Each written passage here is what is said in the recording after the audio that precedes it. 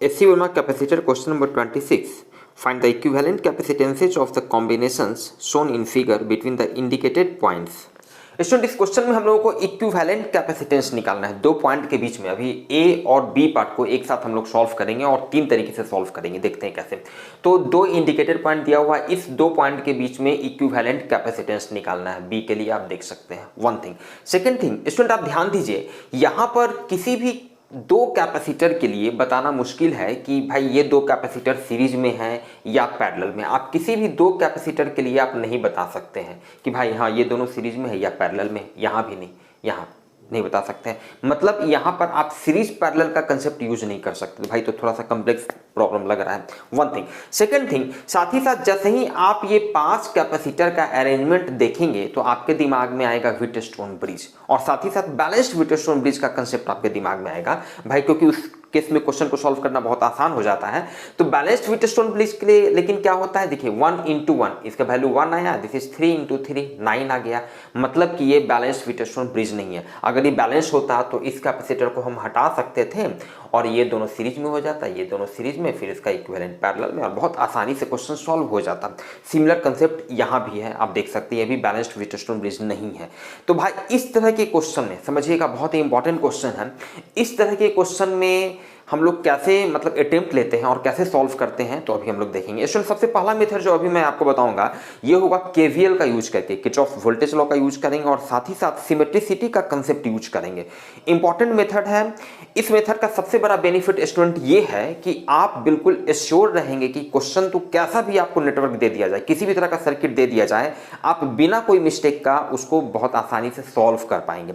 दूसरा method student, इसके बाद हम लोग देखेंगे किरचॉफ करंट लॉ केसीएल का यूज करके, और सबसे लास्ट में बिना केवीएल या केसीएल का यूज किए हुए एक इंपॉर्टेंट ट्रिक मैं आपको बताऊंगा जिसकी सहायता से आप तेजी से सॉल्व कर सकते हैं इस तरह के क्वेश्चंस को। स्टूडेंट सबसे पहला मेथड जो हम लोग देखते हैं, तो भाई क्या करते हैं इस तरह के क्वेश्चन को जब भी आपको सॉल्व करना हो स्टूडेंट, तो समझिएगा, आपको मान लिया ये दो पॉइंट के बीच में इक्विवेलेंट कैपेसिटेंस निकालना है। लेट ये पॉइंट ए हो गया, ये पॉइंट बी हो गया। तो इक्विवेलेंट कैपेसिटेंस का मतलब क्या होता है? मतलब यही होता है ना कि मान लिया सपोज कीजिए आपने ये दो पॉइंट के बीच में, सपोज कीजिए आप एक बैटरी को कनेक्ट कर दिए। क्लियर है? आप एक बैटरी को क्या किए, कनेक्ट कर दिए। मान लिया इस बैटरी का जो ईएमएफ है ये V है, V वोल्ट का बैटरी आपने इस दो पॉइंट के बीच में अगर कनेक्ट कर दिया। मान लिया भाई इसने Q चार्ज इधर से सप्लाई किया, ये Q चार्ज इधर गया, ये Q चार्ज इधर गया, जो भी फाइनली डिस्ट्रीब्यूट हुआ होगा इधर से फिर Q चार्ज आया। क्लियर बात है? तो इक्विवेलेंट कैपेसिटेंस का स्टूडेंट ये मतलब होता है कि अब यही दो पॉइंट के बीच में ये 5 कैपेसिटर जो इस तरह से अरेंज है, कनेक्टेड है, इनके जगह पर हम एक ही कैपेसिटर रखते हैं और मेरा सेम काम हो जाए। कहने का मतलब ये है कि मान लिया ये पॉइंट ए है और ए और बी के बीच में अब हम एक कैपेसिटर रख दें। ये बी है, ये ए है, ये बी है, और ये बैटरी आपका इस तरह से कनेक्टेड है। ये बैटरी V वोल्ट का जो बैटरी है ये आपका कनेक्टेड है, और ये कैपेसिटर इक्विवेलेंट कैपेसिटेंस हम इसका मान लेते हैं C मान लेते हैं, मेरा सेम काम करे। अभी भी क्या है, ये Q चार्ज किया, इधर से Q चार्ज आया। क्लियर बात है? Q चार्ज किया, Q चार्ज किया, Q चार्ज आया। ये 5 के जगह पे एक ही कैपेसिटर जिसका कैपेसिटेंस C है हम A और B के बीच में रख दें और मेरा सेम सारा सेम काम हो जाए, तो इसी को हम कहते हैं इक्विवेलेंट कैपेसिटेंस। क्लियर बात है?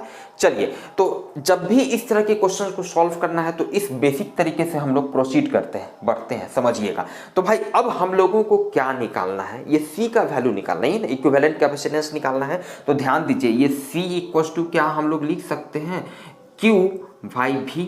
ये हम लोग पहले से पता है हम लोगों को। क्लियर है? Q इक्वल टू C भी अगर आपने याद किया है तो C equal to Q by V हो जाएगा, C equal to Q by V हो जाएगा। चलिए इसको पहला इक्वेशन मानते हैं। अब समझिएगा स्टूडेंट, इसको पहला इक्वेशन मान लिए। अब समझिएगा स्टूडेंट क्या है, अब ये हमको निकालना है Q बाई V का वैल्यू निकालना है। तो इस चीज का वैल्यू कैलकुलेट करने के लिए आप या तो KVL यूज कीजिए या KCL यूज कीजिए। चलिए अभी बात करते हैं KVL का यूज करेंगे। ठीक है? मतलब कि आपको करना क्या पड़ेगा, Q बाई V का वैल्यू निकालना है, मतलब C का कोई न्यूमेरिकल वैल्यू आपको चाहिए। चूंकि न्यूमेरिकल आपको वैल्यू दिया हुआ है, न्यूमेरिकल वैल्यू दिया हुआ है। क्लियर है? तो इसके लिए हम लोग कैसे प्रोसीड करेंगे समझिएगा। भाई ये Q चार्ज जो इधर गया, ये Q चार्ज गया, तो ऑब्वियसली ये Q चार्ज यहाँ पर क्या हुआ होगा, डिवाइड हुआ होगा। तो मान लेते हैं इधर जो चार्ज गया ये गया Q1 और इधर जो चार्ज गया ये Q2 मान लेते हैं। क्लियर है? चलिए ठीक है। अब ध्यान दीजिएगा, यहाँ पे हम सिमेट्रिसिटी का कंसेप्ट यूज करेंगे, समझिएगा। और ये कंसेप्ट समझना बहुत जरूरी है, क्योंकि सिंपल सर्किट में तो आपको इसका बेनिफिट शायद पता ना चले, लेकिन जस्ट इसके बाद वाले क्वेश्चन में आप समझ जाएंगे कि भाई कितना ये इंपॉर्टेंट है, ये कंसेप्ट आपके लिए कितना हेल्पफुल होगा। क्लियर है? तो Q1 इधर चार्ज गया, Q2 इधर चार्ज गया। तो अब ध्यान दीजिएगा भाई, ये यहाँ 1 माइक्रोफैराड का कैपेसिटर है, यहाँ भी 1 माइक्रोफैराड का कैपेसिटर है, ये हम सब कैपेसिटी लिखे हुए हैं, ठीक है। इधर भी 1 माइक्रोफैराड, इधर भी 1 माइक्रोफैराड। इसका मतलब ये हुआ इधर जब Q चार्ज गया तो इधर भी Q चार्ज गया होगा, इधर भी Q चार्ज गया होगा। मतलब यहाँ से भी ये Q चार्ज, ये Q1 चार्ज आएगा। इधर ये Q2 गया तो इधर भी Q2 गया होगा। मतलब यहाँ से ये Q2 चार्ज इधर आया होगा। इधर 3 माइक्रोफैराड वाले से Q2 चार्ज तो इधर भी 3 माइक्रोफैराड वाले से Q2 चार्ज। 1 माइक्रोफैराड से Q1 चार्ज तो इधर भी 1 माइक्रोफैराड से Q1 चार्ज गया होगा। अच्छा, इसको आप दो तरह, एक तो ये सिमेट्रिक है उस हिसाब से समझिए, दूसरा आप इसको इस तरीके से भी समझ सकते हैं कि भाई ये V वोल्ट का जो बैटरी आपने कनेक्ट किया, Q1 चार्ज गया, इसका मतलब क्या हुआ कि देखिए ध्यान दीजिएगा, इधर ये प्लस चार्ज आएगा और इधर ये माइनस चार्ज आएगा, इधर प्लस Q1 इधर माइनस Q1, यही चीज होगा ना। क्लियर है? अच्छा, उसी तरह इधर ये प्लस Q2 चार्ज आएगा और इधर ये क्या आएगा, माइनस Q2 चार्ज आएगा। क्लियर बात है? समझिएगा। तो बैटरी का भाई ये पॉजिटिव टर्मिनल से कनेक्टेड है, तो ये जो 1 माइक्रोफैराड का कैपेसिटर है, इधर ये प्लस Q1 आया, इधर प्लस Q2 आया, तो एग्जैक्टली उसी तरह ये बैटरी का ये नेगेटिव टर्मिनल से जब ये कनेक्टेड है तो ये 1 माइक्रोफैराड वाला जो कैपेसिटर है जिस पर ये पॉजिटिव से कनेक्टेड होने पर प्लस Q1 था, इसका मतलब है कि इधर ये माइनस Q1 होगा, चूंकि ये बैटरी का नेगेटिव टर्मिनल से डायरेक्ट कनेक्टेड है। 1 माइक्रोफैराड का ये प्लेट और 3 माइक्रोफैराड का ये प्लेट, 3 माइक्रोफैराड का इस प्लेट पे प्लस Q2 था, तो इस प्लेट पे इसका मतलब है ये माइनस Q2 होगा। समझ रहे हैं? तो जाहिर सा बात है इस पे ये प्लस Q2 होगा, प्लस Q2 होगा। समझ रहे हैं? तो आप इस तरीके से भी समझ सकते हैं, इस तरीके से भी समझ सकते हैं कि भाई इधर Q1 गया तो इधर Q1, इधर Q2 गया तो इधर भी Q2 जाएगा। अगर मान लिया आपको थोड़ा भी कंफ्यूजन है तो देखिए हम सेम काम यहाँ पे करते हैं, सेम काम यहाँ पे, ये बी पार्ट है भाई, क्या करना है, इक्विवेलेंट कैपेसिटेंस निकालना है। तो यहाँ पे ये बैटरी आपका कनेक्ट कर दिए, बैटरी कनेक्ट कर दिए, V वोल्ट का बैटरी कनेक्ट कर दिए। मतलब कि ये A है, ये B है, इसका मतलब ये हुआ कि भाई A और B के बीच में इक्विवेलेंट कैपेसिटेंस मान लिया C मान लेते हैं, इक्विवेलेंट कैपेसिटेंस C मान लेते हैं, और यही बैटरी आपका कनेक्टेड है V वोल्ट का बैटरी, V वोल्ट का बैटरी। तो क्या हो जाएगा, C इक्वल्स टू Q/V। चलिए देखिए सेम प्रोसेस है, यहाँ भी हमको ये Q/V का वैल्यू निकालना है। चलिए अब यहाँ पर ये Q चार्ज इधर डिलीवर हुआ और इधर से ये आपका Q चार्ज है। चलिए मतलब ये इक्विवेलेंट कैपेसिटेंस है, मतलब यहाँ भी सेम सिचुएशन हो जाएगा। अब देखिए यहाँ भी जो हम चार्ज का डिस्ट्रीब्यूशन करेंगे, देखिएगा ये Q मान लेते हैं, इधर मान लिया चला गया Q1, इधर आपका चला गया Q1, इधर आपका चला गया Q2 और इधर आपका चला गया Q3। ध्यान दीजिएगा, अब सिमेट्रिक है, 1 माइक्रोफैराड 1 माइक्रोफैराड, तो इधर Q1 चार्ज गया, इसका मतलब इधर से ये Q1 चार्ज आया, ये Q2 2 माइक्रोफैराड 2 माइक्रोफैराड, Q2 इधर गया, इसका मतलब इधर से ये Q2 आया। क्लियर है? 3 माइक्रोफैराड Q3 इधर गया तो Q3 इधर से आया, सो डैट कि फिर से Q1 plus Q2 plus Q3 मिलके आपका ये Q हो जाए। क्लियर बात है स्टूडेंट? अब अगर आप समझिए सिमेट्रिसिटी का कंसेप्ट आप यूज नहीं कीजिएगा तो कितना परेशानी होगा और कितना नया इक्वेशन, कितना नया अननोन आपका मतलब आ जाएगा। ये Q1 आप यहाँ से जाइएगा तो यहाँ से ये कुछ अलग बटा Q3, एक Q4 आपको इधर बांटना पड़ेगा, कुछ लाइक दिस। यहाँ भी आपको चूंकि सिमेट्रिसिटी का कंसेप्ट आप यूज नहीं कर रहे हैं तो यहाँ भी चार्ज को डिवाइड कीजिए, यहाँ डिवाइड कीजिए, मतलब बहुत सा नया अननोन आ जाएगा, मतलब नया इक्वेशन आ जाएगा जिसे सॉल्व करना ऑब्वियसली बहुत परेशानी हो जाएगी। तो इसलिए इस तरह के क्वेश्चन में सिमेट्रिसिटी का कंसेप्ट हम लोग यूज कर लेते हैं। क्लियर बात है? अब देखिए अब क्वेश्चन को सॉल्व करना बहुत ही आसान हो गया। एक इक्वेशन आपको C इक्वल्स टू Q/V मिल चुका है, एक दूसरा इक्वेशन भाई जाहिर सा बात है Q equals to Q1 plus Q2 है, Q equals to Q1 plus Q2 है, ये दूसरा इक्वेशन हो गया। अच्छा यहाँ के लिए भी उसी तरह Q इक्वल्स टू क्या हो गया, Q1 plus Q2 plus Q3, और ये हो गया इसका दूसरा इक्वेशन हो गया। क्लियर बात है? चलिए अब ध्यान दीजिएगा भाई, हम लोगों को Q/V का वैल्यू निकालना है। Q बाई V का वैल्यू निकालना है, न्यूमेरिकल वैल्यू निकालना है, न्यूमेरिकल वैल्यू 1 3 जो भी है आपको दिया होगा 1 3 4 वगैरह, ठीक है। तो दो तरीका आपको, नहीं दो या जो ज़्यादा तरीका होगा। क्या तरीका होगा भैया, तो आप Q को V के फॉर्म में बदल दीजिए, Q को V के फॉर्म में बदल दीजिए, सो डैट कि V और V कैंसिल हो जाए, एक न्यूमेरिकल वैल्यू आपको इक्विवेलेंट कैपेसिटेंस C का निकल जाएगा, क्लियर है। या V को आप Q में बदल दीजिए, या Q को भी एक पार्टिकुलर ये कांस्टेंट मान ले Q1 के फॉर्म में बदलिए, V को भी Q1 के फॉर्म में बदल दीजिए, Q को भी Q2 के टर्म में, V को भी Q2 के टर्म में, सो दैट कि कैंसिल हो जाए और एक न्यूमेरिकल वैल्यू मिल जाए। तो यही काम करने के लिए आप KVL या KCL वगैरह का यूज करते हैं। सिमेट्रिसिटी का कंसेप्ट आप यूज कर लिए, अब इसके आगे आप KVL या KCL में से कोई भी यूज कर सकते हैं। देखिए लेकिन यहाँ पर KVL यूज करना थोड़ा ज़्यादा आसान होगा, समझिएगा। ये दो इक्वेशन दोनों के लिए मिल चुका है। अब क्या करना है, KVL का यूज हम करेंगे। तो ऐसा करते हैं, अभी हम लोगों को और कितना इक्वेशन चाहिए भाई, कितना अननोन है, Q1 Q2 Q और V, 4। तो मिनिमम 4 इक्वेशन हमको चाहिए, C का तो वैल्यू निकालना है। तो ऐसा करते हैं, एक बार हम इस लूप में घूम जाते हैं। देखिए ये पहला लूप है, इस लूप में हम घूम जाते हैं, पहले वाले लूप में, ध्यान दीजिएगा। इधर से हम घूमना शुरू करते हैं। हम यहाँ से कहीं से भी आप घूम सकते हैं और किसी भी डायरेक्शन में घूम सकते हैं। जो स्टूडेंट पहले से देख रहे होंगे भाई उनको परेशानी नहीं होगी, क्योंकि बहुत सारे क्वेश्चंस को हम लोगों ने सॉल्व कर लिया KVL की सहायता से। और यहाँ से अगर आप घूमना शुरू करते हैं तो देखिए ये कैपेसिटर का पॉजिटिव प्लेट मिलेगा, ठीक है ना।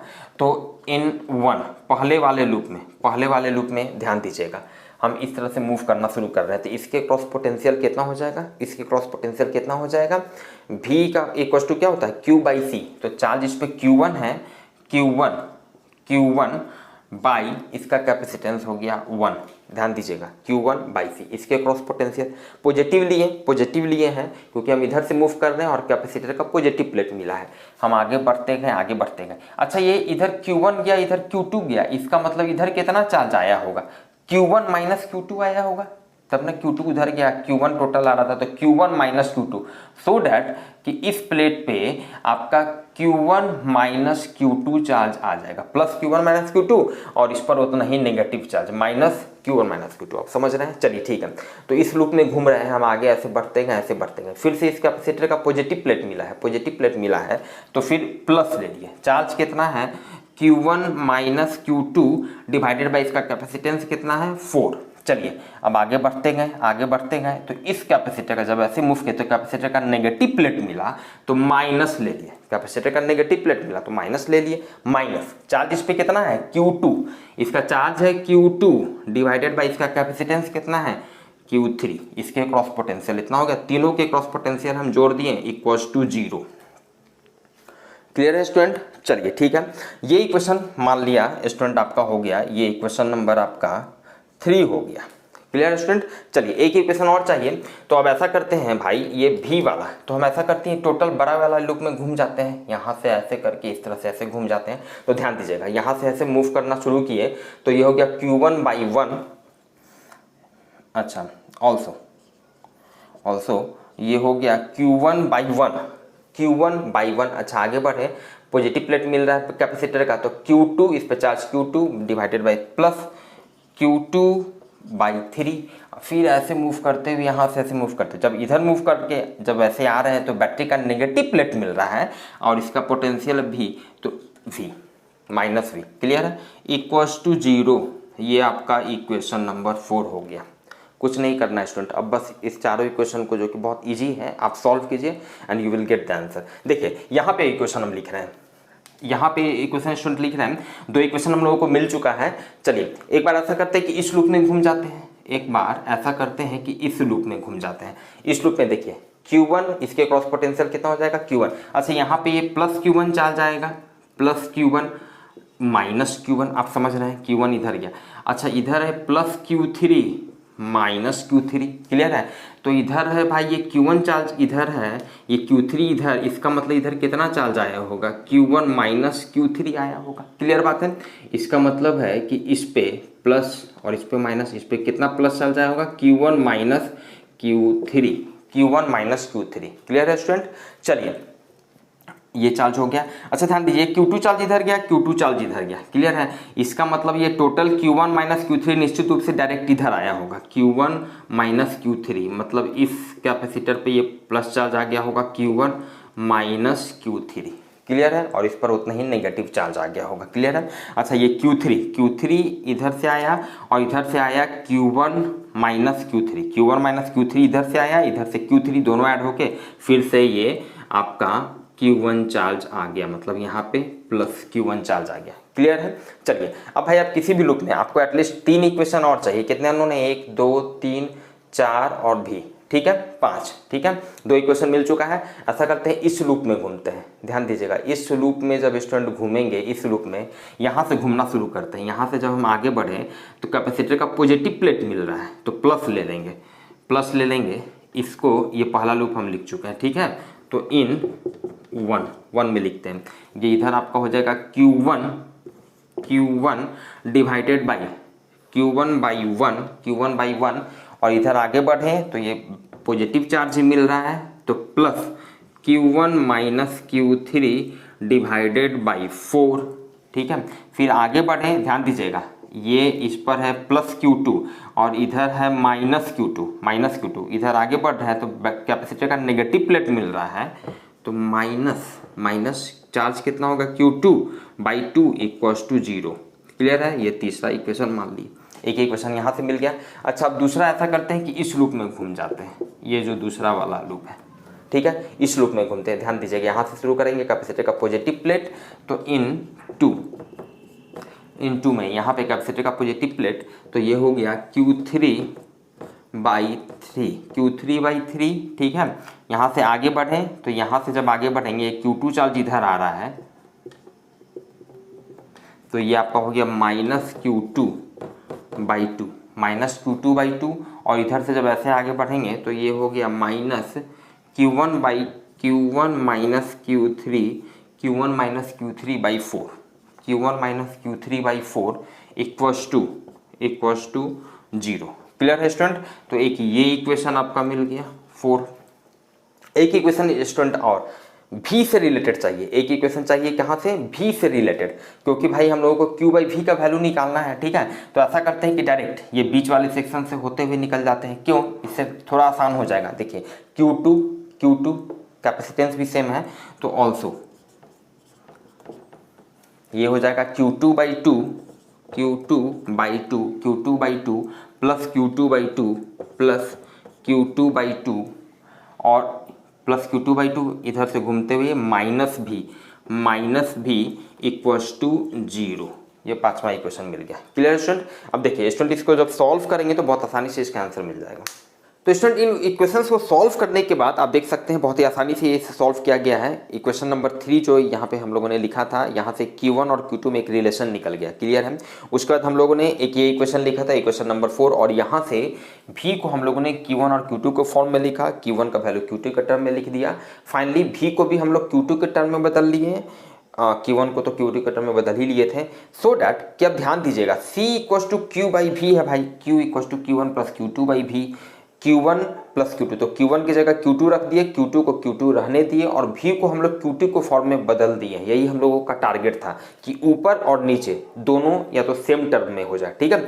तो Q2 के टर्म में ऊपर नीचे बदल दिए हैं सो डैट कि हम लोगों का Q2 कैंसिल हो जाएगा और सो डैट कि C का वैल्यू 11/6 आ गया। स्टूडेंट उसी तरह बहुत आसानी से समझिएगा, टारगेट क्या है भाई, C equals to Q by V है, एक ही चीज़ में बदलना है। तो C इक्वल्स टू हम लोग लिखेंगे Q की जगह पे Q1 plus Q2 plus Q3 by V। अब यहाँ पे ध्यान दीजिएगा, ये लास्ट जो इक्वेशन नंबर 5 लिखे थे यहाँ से बहुत ही क्लियर है। इसको जब आप सॉल्व करेंगे Q2 by 2 plus Q2 by 2 आपका Q2 हो जा रहा है सो दैट कि V का वैल्यू Q2 के बराबर हो जा रहा है। तो हम लोगों का टारगेट क्या होगा कि Q2 को रहने देंगे और Q1 और Q3 को Q2 के टर्म में बदल देंगे। तो बहुत आसानी से स्टूडेंट इक्वेशन नंबर 3 और इक्वेशन नंबर 4 का आप यूज करके Q1 को भी Q2 के टर्म में बदल सकते हैं, Q3 को आप Q2 के टर्म में बदल लीजिएगा। बहुत आसानी से सॉल्व करके आगे पीछे करके, क्लियर है, उसका वैल्यू यहाँ पे पुट कीजिएगा तो 11/4 माइक्रोफाराड इसका आंसर आ जाता है। Clear student. हम लोग देखते हैं अब इसके दूसरे मेथड को। स्टूडेंट अब इस क्वेश्चन को हम लोग ट्रिक की सहायता से सॉल्व करेंगे, मतलब यहाँ पर आपको केसीएल या केवीएल वगैरह की जरूरत नहीं है, न तो आपको लंबा चौड़ा इक्वेशन आएगा 4-5 इक्वेशन, न तो उसे आपको सॉल्व करने की आवश्यकता होगी। तो देखते हैं कैसे सॉल्व करते हैं। स्टूडेंट समझिएगा कंसेप्ट क्या है कि मान लेते हैं 3 पॉइंट, देखिए P Q R 3 पॉइंट है, तीनों पॉइंट से आपका एक एक कैपेसिटर कनेक्टेड है। ध्यान दीजिएगा, ये वाई फॉर्म में, वाई फॉर्म में है। P से जो कैपेसिटर कनेक्टेड है उसका कैपेसिटेंस C1 है, Q से जो कनेक्टेड है उसे C2 है, और R से जो कैपेसिटर कनेक्टेड है उसका कैपेसिटेंस C3 है। ये 3 पॉइंट P, Q, R के बीच में, ध्यान दीजिएगा। चलिए, अब अगर आप चाहें, ये जो वाई फॉर्म में है, अगर आप चाहें कि P, Q, R इन्हीं 3 पॉइंट के बीच में इसे वाई फॉर्म की जगह पे एक डेल्टा शेप दे दिया जाए, डेल्टा शेप दे दिया जाए, देख सकते हैं, ठीक है। तब जो कैपेसिटर लगेगा, 3 कैपेसिटर, उसका क्या वैल्यू होगा, तो उसका ये वैल्यू होता है। क्लियर है, ये फॉर्मूला है, स्टार डेल्टा या वाई डेल्टा कनेक्शन के नाम से ये जाना जाता है। तो बहुत ही आसान है, और अभी आप देखेंगे इसके पहले वाला मेथड में आपने देखा था कि कितना लंबा चौड़ा इक्वेशन वगैरह, हालांकि वहां पर हम लोगों ने सिमेट्रिसिटी का कंसेप्ट यूज किया सो डैट कि आपका इक्वेशन की संख्या बहुत कम हो गई। अदरवाइज अगर और कॉम्प्लेक्स सर्किट दे दिया जाए, सिमेट्रिसिटी का यूज ना करें, तो आप समझ रहे कि कितना मुश्किल हो जाता है। एनीवे, तो अब ध्यान दीजिएगा स्टूडेंट कि कैसे हम लोग वैल्यू निकालते हैं। अब अगर क्या है, इस y को डेल्टा फॉर्म में कन्वर्ट करना है, तो P और Q के बीच में जो कैपेसिटर रखेंगे उसका कैपेसिटेंस क्या लिखेंगे, तो CPQ से हम इसे डिनोट कर रहे हैं, ठीक है। तो CPQ लिखना है तो उसके लिए क्या करेंगे, P और Q के बीच में आप लिख रहे हैं, P और Q के बीच वाला का वैल्यू लिख रहे हैं, तो जो P से जो कनेक्टेड है उसका कैपेसिटेंस और Q से जो कनेक्टेड है उसका कैपेसिटेंस का प्रोडक्ट डिवाइडेड बाय तीनों कैपेसिटर का सम। क्लियर है। अच्छा, P और R के बीच में अगर आपको लिखना है, P और R के बीच वाले का वैल्यू लिखना है, तो जो P से कनेक्टेड है, P से कनेक्टेड है C1 और R से जो कनेक्टेड है directly C1 into C3 divided by तीनों का सम, और इसी तरह से आप बाकी का वैल्यू लिख सकते हैं। अब स्टूडेंट आते हैं क्वेश्चन पे।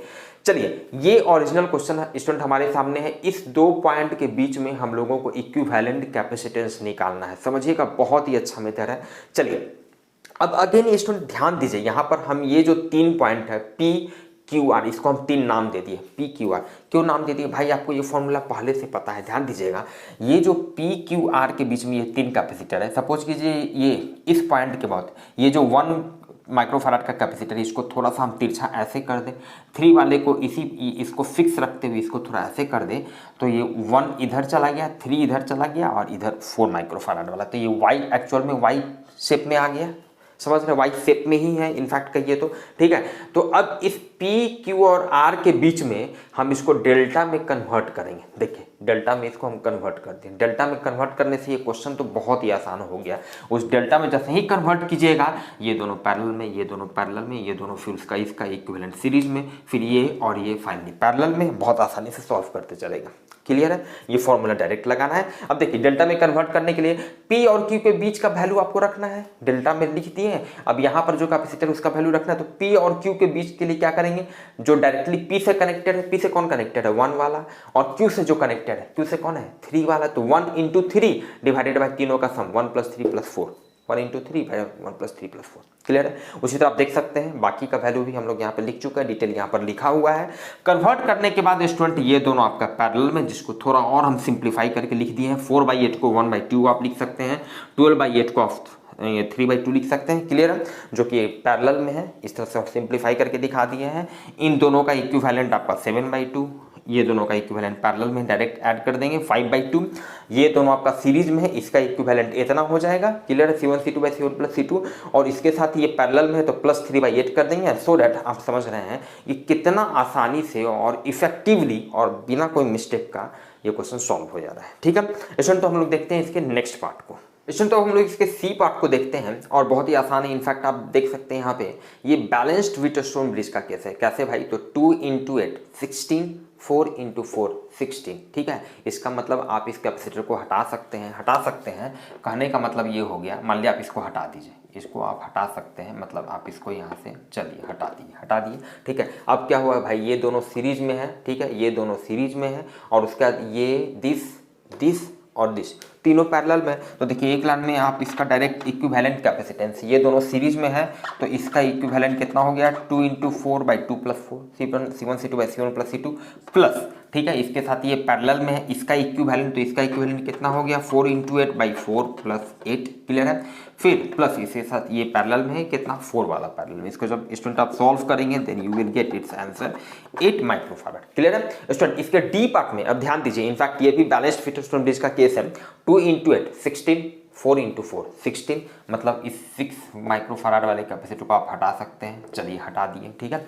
अब उसी तरह 4 इंटू 8 32, 4 इंटू 8 32, इस 6 माइक्रोफाराड वाले कैपेसिटर को भी आप हटा सकते हैं, हटा दिए। चलिए ठीक है, 4 इंटू 4 16, 2 इंटू 8 16, इस कैपेसिटर को भी हटा सकते हैं। अच्छा, थोड़ा मिक्स क्वेश्चन भी हो सकता था, हो सकता है ये अनबैलेंस्ड व्हीटस्टोन ब्रिज हो जाता, तो फिर आप समझ रहे हैं, तो फिर क्या करते ना, ये दोनों का बहुत आसानी से आप इक्विवेलेंट कैपेसिटेंस निकाल लेते, और इस पांचों का, जैसा कि हम लोगों ने पहले वाले क्वेश्चन में किया था, स्टार डेल्टा का कंसेप्ट यूज करके इक्विवेलेंट निकालते, दोनों को पैरेलली कनेक्ट कर देते। क्लियर है? चलिए खैर, यहाँ पर तो तीनों का तीनों ये आपका जो सेक्शन है बैलेंस्ड व्हीटस्टोन ब्रिज का केस है, तो अब ये दोनों हो गया सीरीज में, तो डायरेक्टली देखिए आप इक्विवेलेंट कैपेसिटेंस एक लाइन में लिख सकते हैं, ये दोनों सीरीज में, इसका इक्विवेलेंट कितना हो गया 2 इंटू 4 बाई 2 प्लस 4, इसके साथ ये पैरेलल में, ये दोनों का इक्विवेलेंट, तो फिर प्लस पैरेलल में तो डायरेक्ट ऐड करेंगे, और ये दोनों सीरीज में है, तो 4 इंटू 8 बाई 4 प्लस 8, फिर प्लस इसके साथ इसका इक्विवेलेंट पैरेलल में है, तो इसका इक्विवेलेंट कितना है 4 इंटू 8